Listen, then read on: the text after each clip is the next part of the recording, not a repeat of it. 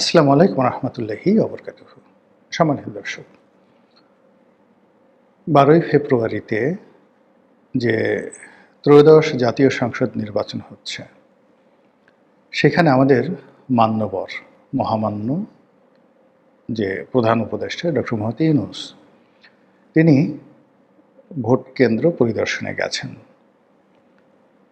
অবাক করার বিষয় হলো যে তিনি এই ভোটের দৃশ্য দেখে এতটা আনন্দিত হয়েছেন, এতটা উদ্বেলিত হয়েছেন, আবেগে তার সারা শরীর থরথর করে কাঁপছিল। এবং আমার জিন্দেগিতে আমি ডক্টর মোহাম্মদ ইউনূসকে এতটা আনন্দিত কখনো দেখিনি। এমনকি তিনি যেদিন নোবেল পুরস্কার পেয়েছিলেন, সেদিন আমি তাকে দেখেছি। বহু মানুষ মানে ঢল নেমেছিল সেদিন রাজধানীতে। আমি তাকে অভ্যর্থনা জানানোর জন্য ফুলের তোড়ায় তিনি যে অঞ্চলে ছিলেন সেখানে রীতিমতো সয়লাব হয়ে গিয়েছিল। তখন তার যৌবন ছিল, শক্তি ছিল, মত্তা ছিল, তিনি হাসছিলেন।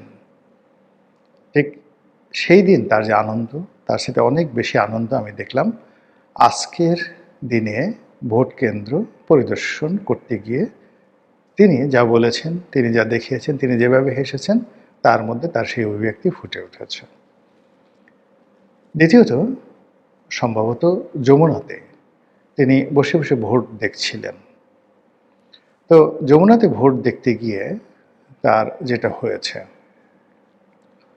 সেখানে তিনি তার কন্যা, তার প্রিয়ভাজন প্রেস সেক্রেটারি, অন্যান্য যারা আপনজন আছে তাদেরকে নিয়ে ভোটের দৃশ্য দেখছিলেন। সম্ভবত সেখানে একটি control centre, election monitoring control centre স্থাপন করা হয়েছে।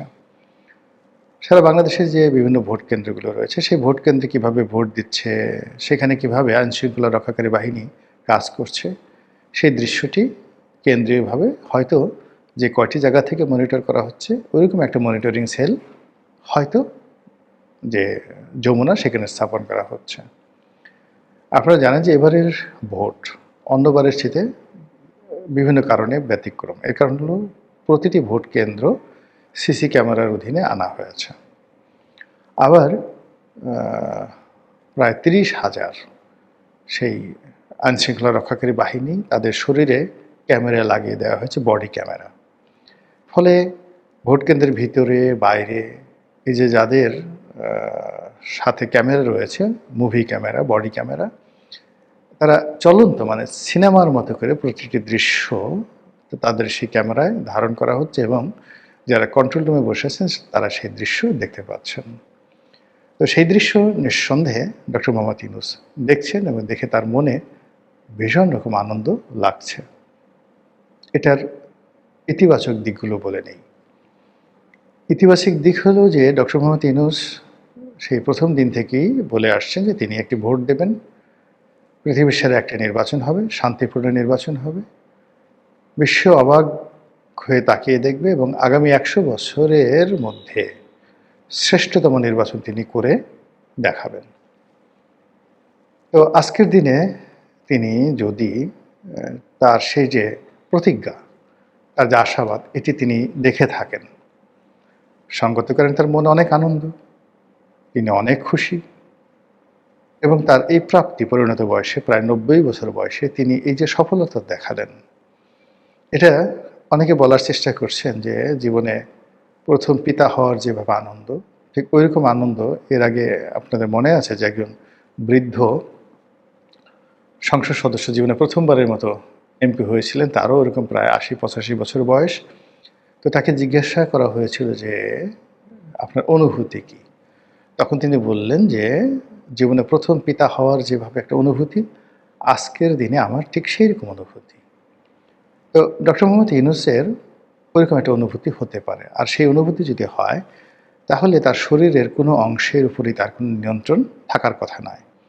তিনি হাসবেন অবারিতভাবে, প্রকৃতির মতো তিনি কথা বলবেন উচ্ছল প্রাণান্তভাবে, কবিতার মতো করে, এবং তার সেই সব কিছু প্রকাশিত হবে আজ সৃষ্টি সুখের উল্লাসে। তো রবীন্দ্রনাথ নয়, নজরুলের সেই বিখ্যাত কবিতার মতো আজ সৃষ্টি সুখের উল্লাসে। তো সৃষ্টি যখন মানুষ করে তখন তার ভিতরে যে উল্লাস হয়, সেই উল্লাস প্রকাশের সময় মানুষের কোনো সার্কিট ব্রেকার থাকে না। সে তার মতো যা মনে আসে তাই কথা বলে, যাকে ইচ্ছা তাকে জড়িয়ে ধরে, কাঁদে, এবং এটা এরকমভাবে হয়। আমি যখন প্রথমবার এমপি হলাম, তো এমপি হওয়ার পর যখন রেজাল্ট জানাজানি হলো, কত মানুষ আসলো আমাকে অভ্যর্থনা জানানোর জন্য। আমি উদ্বেলিত হয়ে গেলাম। আমি যাকে ইচ্ছা তাকে জড়িয়ে ধরছি, যাকে ইচ্ছা তাকে হ্যান্ডশেক করছি। কে বড়, কে ছোট, কে মহিলা, কে পুরুষ, আমার কোনো খেয়ালই ছিল না। যাকে পাচ্ছি তাকে পাইকারিভাবে জড়িয়ে ধরছি। তো এরকম ডক্টর মোহাম্মদ ইউনূসের হতে পারে। আমার হয়তো 2008 সনে বয়স কম ছিল।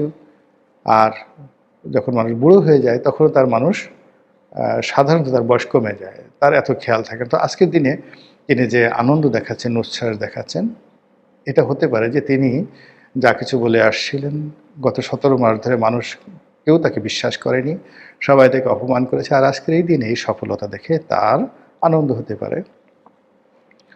অন্যদিকে যদি নেতিবাচক চিন্তা করেন, তাহলে তার ম্যাটিকুলাস ডিজাইন, তারপরে তার রিসেট বাটন, এরপর নতুন একটি বাংলাদেশ গড়ার স্বপ্ন, নতুন একটা ইতিহাস গড়ার স্বপ্ন, এবং জাতিকে 3-0 থিওরিতে নতুন একটা গন্তব্যে নিয়ে যাওয়ার যে অভিলাষ তার মধ্যে ছিল বা এখনও আছে, সেটি হয়তো এই নির্বাচনের মাধ্যমে তিনি দেখতে পাচ্ছেন।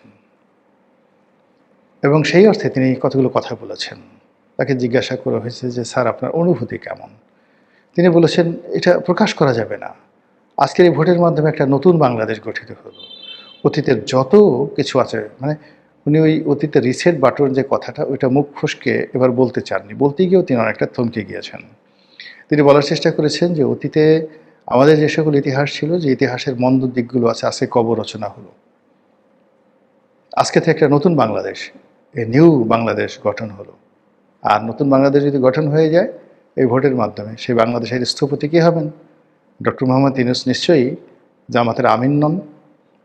নতুন বাংলাদেশের স্থপতি তারেক রহমান সাহেব হবেন না। যেহেতু নতুন বাংলাদেশটা এই ভোটের মাধ্যমে তৈরি করেছেন ডক্টর মোহাম্মদ ইউনূস, কাজেই সেই ডক্টর মোহাম্মদ ইউনূসই হবেন নতুন বাংলাদেশের স্থপতি। এটি তার বক্তব্যের মধ্যে আপনি খুঁজে দেখতে পারেন। তিনি সেটা বলেছেন, টেলিভিশনে ব্যাপকভাবে প্রচারিত হয়েছে। 3 নম্বর হলো যে নির্বাচন যতই ভালো হোক আর যা কিছু হোক না কেন, যদি সব কিছু স্বাভাবিক থাকে, 13 তারিখ থেকে নোবডি উইল আস্ক হিম, কালকে থেকে তাকে কেউ জিজ্ঞাসা করবে না। সারা বাংলাদেশের সব কিছু যারা বিজয়ী হবে তাদের দিকে ধাবিত হবে। এবং 13 তারিখের মধ্যেই শপথ গ্রহণ, 13 তারিখের মধ্যে সরকার গঠনের জন্য প্রচণ্ড একটা চাপ তৈরি হবে, অস্বাভাবিক, যেটা কল্পনাই করা যায় না।